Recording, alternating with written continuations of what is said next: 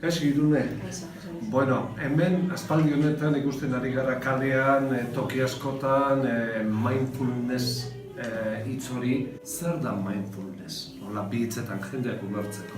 Bi hitzetan da arreta hobetzeko eta entrenatzeko balio duen teknika bat. Eta hori umeekin lantzen da, hemen esperientzi bat eduki dugu, zu izan zea irakaslea, esperientzi hori eramaten, hemengo irakaslea balorazio oso positiboa eman dute, zer egiten zenuen nola umeekin, gela? Dinamika asko, jolasak, ipuinak kontatzen ditugu, eta horrekin lortzen ditugu gauza asko.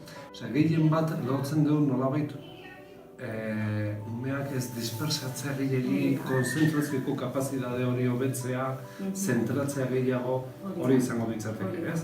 Bueno, irakasleekin hitz eginda dago, esperientzi piloto bat, baino orain guraso zabaldu bat dira. Zergatik da importantea gurasok ere ezagutzea hori? Importantea da umeentzat oso ona delako.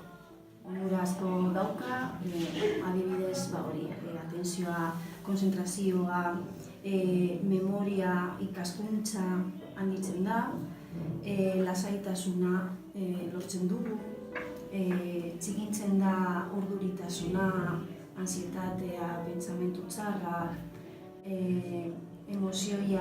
haien emozioak oso ondo lantzen dituzte. Dauzkagu bi egun, dala otsailaren 21 eta otsailaren 26.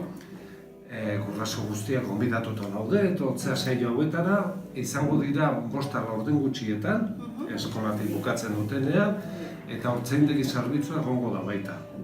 Bai? Eta norbaitek ezin badu saio batea etorri, beste saiora ere etorri egiten. Bai, horregatik ipini ditugu bi egunak, eta espero dugu etortzea. Bueno, sorte hon, aber ondo ateratzen saioak. Mila esker. Zuri.